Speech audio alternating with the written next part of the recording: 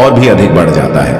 और दोस्तों, इसी दिन किया जाने वाला पंडित जी द्वारा बताया गया 5 स्वास्तिक वाला उपाय आप लोगों को जरूर करना चाहिए, क्योंकि दोस्तों ये एक ऐसा उपाय है जो कि हर दिन नहीं किया जाता।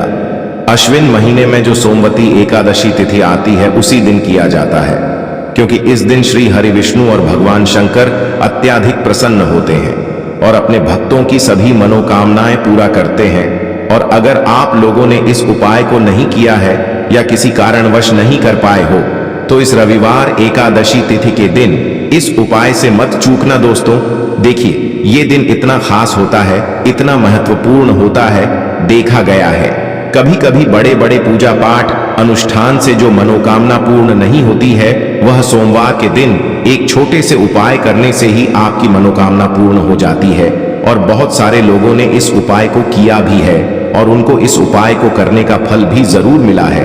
अगर आप लोग भी इस उपाय को इस रविवार एकादशी की रात करना चाहते हैं, तो आप इस उपाय को पहले अच्छे से समझ लेना, सुन लेना, उसके बाद करना। आपको इस उपाय का फल जरूर मिलेगा, आपकी सभी मनोकामनाएं पूरी हो जाएंगी। दोस्तों, हम आपको यहाँ पर बता दें कि यह जो 5 स्वस्तिक वाला उपाय है, ये उपाय पंडित जी ने अपनी अभी की शिव महापुराण की कथा में ही बताया है। और इस उपाय को करने से आपके घर में चाहे किसी भी प्रकार की दुख और समस्या क्यों ना चल रही हो, आपको उसका कारण भी नहीं पता है कि भाई ये समस्या किस कारण से चल रही है। उसका कुछ भी कारण हो सकता है, जैसे पितृदोष हो सकता है, काल सर्प दोष हो सकता है, या किसी भी तरह का मंगल दोष भी हो सकता है, और भी बहुत तरह के दोष होते हैं, कुछ भी हो सकता है। पर आपको इस उपाय को करने के लिए अपने दोष को पता लगाने की भी जरूरत नहीं है। आपके घर में किस कारण से इतनी दुख और परेशानी आ रही है, वह भी आपको पता लगाने की जरूरत नहीं है। बस सोमवार की एकादशी के दिन इस उपाय को कर लेना, क्योंकि इसी एकमात्र उपाय को करने से आपके पूरे घर परिवार में सुख और शांति हो जाएगी। आपके घर में अच्छे अच्छे काम होने लगेंगे।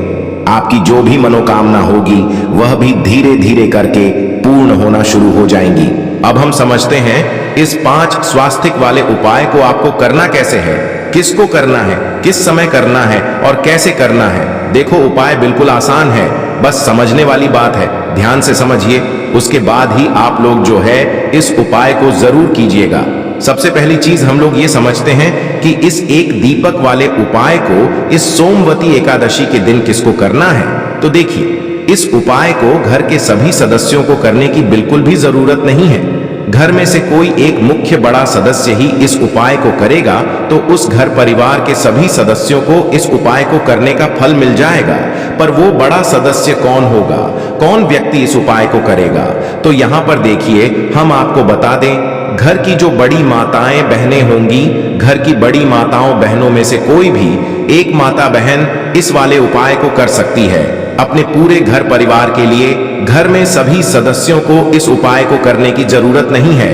मात्र घर की जो बड़ी माताएं बहनें हैं, उनमें से कोई भी एक माता बहन इस वाले उपाय को करेगी तो उसके घर परिवार के पूरे सदस्यों को इस उपाय का फल मिलेगा।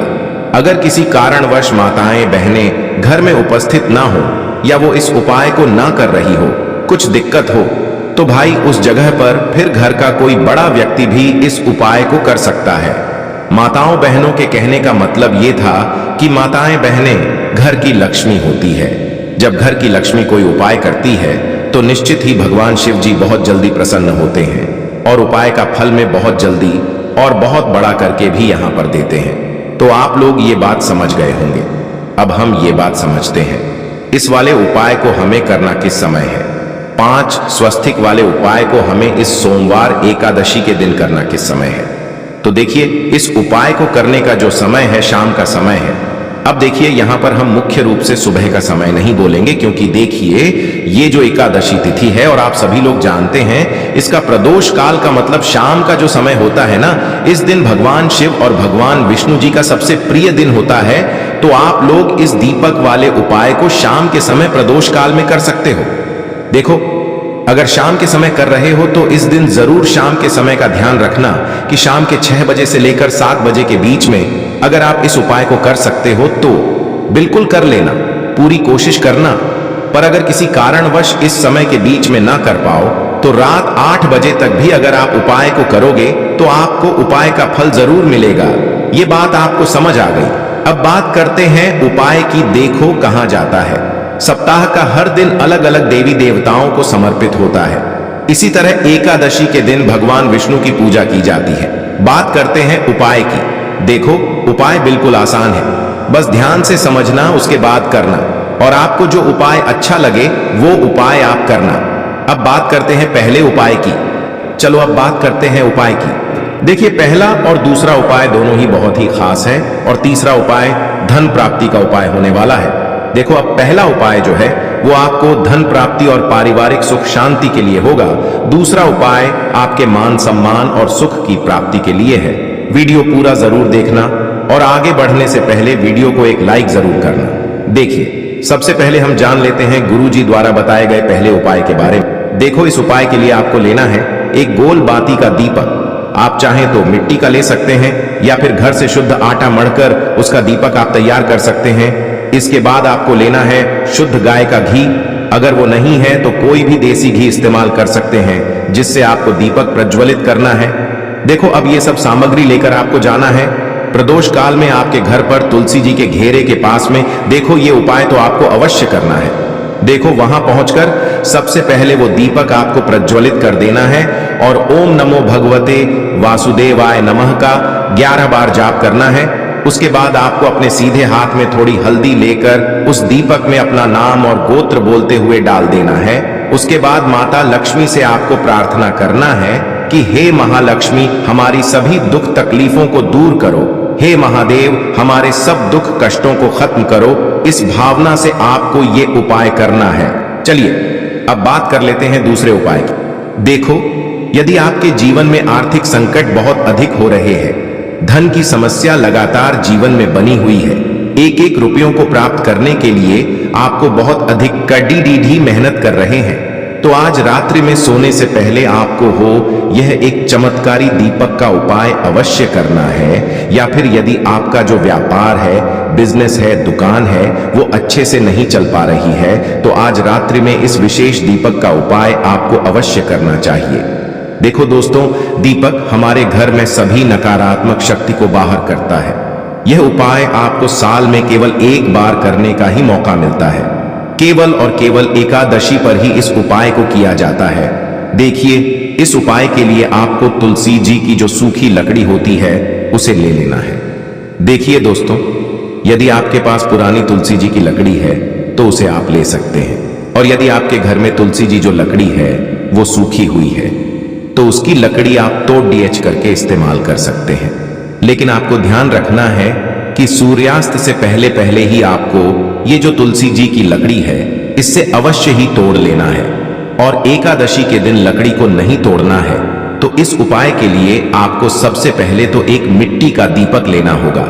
आप चाहें तो आटे का दीपक भी ले सकें, क्योंकि आटे का दीपक सभी दीपक में सर्वोत्तम माना गया है। इस दीपक के अंदर आपको शुद्ध घी का प्रयोग करना होगा, और इससे दीपक के अंदर अपने जो तुलसी जी की लकड़ी ली है उसे भी रख देना है। लेकिन ये जो तुलसी जी की लकड़ी है इसमें आपको चारों तरफ अच्छे से घी लगा लेना है। देखिए गुरुजी ने बताया है कि जो तुलसी जी की लकड़ी है यदि आप उपाय करते हैं और बहुत ही शीघ्रता से जल जाती है, तो इसके लिए आपको एक कार्य करना है।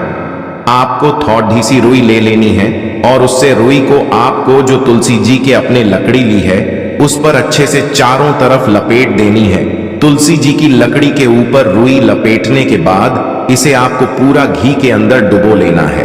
अब इसे आपको बाती के रूप में प्रयोग करना है। अब दोस्तों, इस दीपक को आपको प्रज्वलित कहाँ करना है? तो इस दीपक को आपको या तो भगवान विष्णु के सामने प्रज्वलित करना होगा, या फिर आपको भगवान श्री राम के सामने प्रज्वलित करना होगा, या फिर भगवान कृष्ण के सामने, यानी कि भगवान विष्णु के जो भी अवतार हैं उनके सामने आप ये दीपक प्रज्वलित कर सकते हैं। या फिर आप इससे दीपक को माता तुलसी जी के सामने भी प्रज्वलित कर सकते हैं। पूज्य गुरु जी ने बताया है कि जो भी व्यक्ति इस प्रकार से तुलसी जी की डंडी से यह दीपदान कर देता है उसके जीवन में कभी भी धन की समस्या नहीं होती है। इसीलिए आपको ये पूरे साल में केवल एक बार ही मौका मिलता है इस उपाय को करके देखना। आपकी सभी इच्छा जरूर पूर्ण होगी। यह जो उपाय है रात्रि में सोने से पहले करना है। बात करते हैं अगले उपाय की। अब बताते हैं तुलसी के गमले में आपको वो कौन सी चीज डालनी है जिस उपाय को करने से आप अपने जीवन में महाधनी बन जाएंगे। इतना धन आपको मिलेगा कि कभी भी आपके धन में कमी नहीं आएगी, कभी भी आपका धन बर्बाद नहीं होगा। आपके पैसे की बर्बादी बिल्कुल आपके जीवन से रुक जाएगी। और जो लोग कहते हैं कि घर में पैसा तो आता है, पैसा रुकता नहीं है और पैसा बढ़ता नहीं है, वृद्धि नहीं हो रही है, उन्हें भी विशेष यह दूसरा उपाय एकादशी वाले दिन जरूर करना चाहिए। तो देखिए, पहले ही आपको बता दिया कि श्री हरि विष्णु की पूजा और उनका भोग श्री मतलब तुलसी मैया के बिना अधूरा है ना। और तुलसी मैया जो है वह श्री हरि विष्णु के बिना अधूरी है। तो देखिए, जब भी आप तुलसी का कोई उपाय करेंगे तो सीधे सीधे आप श्री हरि विष्णु को प्रसन्न कर लेते हैं। अब व्यक्ति को, यानी जो भी व्यक्ति है, किस व्यक्ति को कितना धन देना है, यह श्री हरि विष्णु के हाथ में होता है। धन देने का काम मां लक्ष्मी करती है, जो कि मां तुलसी का ही एक रूप है।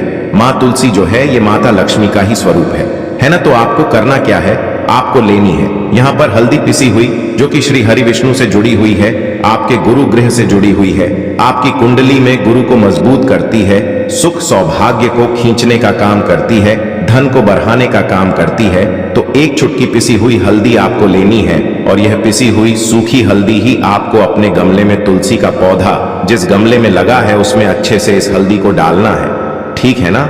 और ओम नमो भगवते वासुदेवाय नमः इस मंत्र का जाप करना है। कितनी बार, कम से कम 11 बार जाप करना है। ओम नमो भगवते वासुदेवाय नमः इस मंत्र का जाप करते रहना और हल्के हल्के से तुलसी के पौधे में आपको पूरे गमले में पिसी हुई हल्दी का छिड़काव करना है। तो देखिए, जो व्यक्ति इस उपाय को एकादशी के दिन कर लेता है, ऐसा समझ लीजिए अपने जीवन से नहीं आने वाली 7 पीढ़ियों के जीवन से निर्धनता और गरीबी को दूर कर देता है। क्योंकि हल्दी जो है ना, ये साधारण नहीं है। हल्दी इतनी उत्तम होती है कि रातों रात आपके जीवन में चमत्कार करती है। आपने देखा होगा कि कोई भी शादी होती है, विवाह होता है ना, कोई भी ऐसा शुभ काम हम करते हैं, उसमें हल्दी जरूर लेते हैं। गृह प्रवेश जब हम करते हैं तो हल्दी के स्वस्तिक का निर्माण करते हैं। कोई भी अच्छा काम करने जा रहे हैं, हल्दी उसमें लेते हैं। और हल्दी जो है यह आपके गुरु गृह को मजबूत कर देती है। अगर कुंडली में गुरु कहीं ना कहीं मजबूत है तो इससे उत्तम उपाय आपको ऐसा समझिए एकादशी का मिलेगा नहीं, बहुत ही उत्तम उपाय है। तुलसी के गमले में एक चुटकी पिसी हुई हल्दी डालना है, तो यह बहुत ही उत्तम उपाय है। इस उपाय को आप जरूर करें। एकादशी वाले दिन और साल का सबसे बड़ा ये दिन है। तो इस उपाय को करने से श्री हरि विष्णु आपसे न केवल प्रसन्न होते हैं, आपसे इतना प्रसन्न हो जाते हैं कि जीवन में कभी आपके गरीबी और निर्धनता को नहीं आने देते हैं। तो चलिए अब बात कर लेते हैं अपने तीसरे उपाय की, जो कि मुख्य द्वार से जुड़ा हुआ है। और यह उपाय है स्थिर लक्ष्मी के वास के लिए। ऐसा पैसा आपके घर में आएगा जो आपके घर में ही रुकेगा। ऐसा पैसा कभी आपके घर में नहीं आएगा जो आपके घर से जाएगा और विशेषकर फिजूल खर्ची में जाएगा। अब आधे से ज्यादा लोगों की यही समस्या होती है कि घर में पैसा तो आता है लेकिन बहुत जल्दी घर से चला जाता है या फिर फिजूल खर्ची में चला जाता है। तो धन की बर्बादी जिन लोगों के घर में हो रही है उन्हें विशेषकर यह तीसरा उपाय करना है। या जिन लोगों के पास बिल्कुल पैसा आना बंद हो गया है, सर पर लगातार कर्जा बरत रहा है, उन्हें भी यह तीसरा उपाय करना है। तो देखिए, आपको फिर से क्या लेना है, हल्दी लेनी है पीसी हुई, जो कि श्री हरि विष्णु से ही जुड़ी हुई है ना। पीसी हुई हल्दी लेनी है और थोड़ा सा पानी डालकर उसका गाढ़ा गाढ़ा आपको पेस्ट बना लेना है। अब इसी हल्दी से आपको अपने घर में स्वास्तिक बनाने हैं। कितने स्वास्तिक? एक स्वास्तिक आपको बनाना है अपनी तिजोरी पर, जिसमें आप पैसा रखते हैं। चाहे तो आप संदूक में रखते हैं, अलमारी में रखते हैं, जिस चीज में भी पैसा रखते हैं, बस वहां पर हल्दी से एक स्वास्तिक बनाना है। दूसरा स्वास्तिक आपको कहां बनाना है? अपने घर के मंदिर में, है ना। और 2 स्वास्तिक आपको बनाने हैं अपने घर के मुख्य द्वार पर बाहर की तरफ। हल्दी से 4 स्वास्तिक आपको बनाने हैं। 2 स्वास्तिक मुख्य द्वार पर बाहर की तरफ, एक तिजोरी पर, है ना, और एक अपने घर के मंदिर में। बस यह उपाय आपने अगर एकादशी वाले दिन कर लिया तो देखिए जो धन की तिजोरी है उसमें पैसा भरा रहेगा। कभी भी धन की तिजोरी धन से खाली नहीं होगी, क्योंकि जहां पर हल्दी का स्वास्तिक होता है वहां कभी धन की कमी नहीं होती है। हमेशा वहां पर धन की देवी माता लक्ष्मी वास करती हैं, क्योंकि हल्दी किससे जुड़ी हुई है? श्री हरि विष्णु से। और मां लक्ष्मी कहां होती है? जहां श्री हरि विष्णु वास करते हैं। अब बात करें कि आपके घर का मंदिर जो है उसमें अगर आप एक स्वास्तिक बनाते हैं तो आपके घर से ऊर्जा जो है पूरे में ऊर्जा फैलती है ना? तो आपके घर में पॉजिटिव एनर्जी बढ़ती है, सकारात्मक ऊर्जा बढ़ती है। जब आप अपने घर के मंदिर में हल्दी का स्वास्तिक बनाते हैं, आपके घर से बुरी शक्तियां, नेगेटिव एनर्जी जैसी चीजें बिल्कुल आपके घर में नहीं रुकती हैं। मुख्य द्वार तो इतना उत्तम होता है कि मुख्य द्वार से ही मां लक्ष्मी की नजर सबसे पहले आपके मुख्य द्वार पर ही पड़ती है। और मुख्य द्वार पर अगर आपने हल्दी के स्वस्तिक बना दिए तो मां लक्ष्मी देखते ही प्रसन्न हो जाती है, क्योंकि यह श्री हरि विष्णु से जुड़ी हुई है ना? और हल्दी के स्वास्तिक जहां पर जो व्यक्ति अपने घर के मुख्य द्वार पर बनाते हैं, ऐसा समझ लीजिए मां लक्ष्मी उनके घर में वास करती ही करती है और कभी भी ऐसे घर को फिर छोड़कर नहीं जाती है। स्थिर लक्ष्मी का वास आपके घर में होगा। यह हल्दी के स्वस्तिक वाला उपाय एकादशी के दिन बहुत ही उत्तम है। साथ ही साथ कोशिश करें कि इस दिन गाय माता को हरी घास अवश्य खिलाएं और एक पानी का घड़ा भरा हुआ किसी जरूरतमंद को दान जरूर करें। और जो व्यक्ति पक्षियों के लिए पानी की व्यवस्था करता है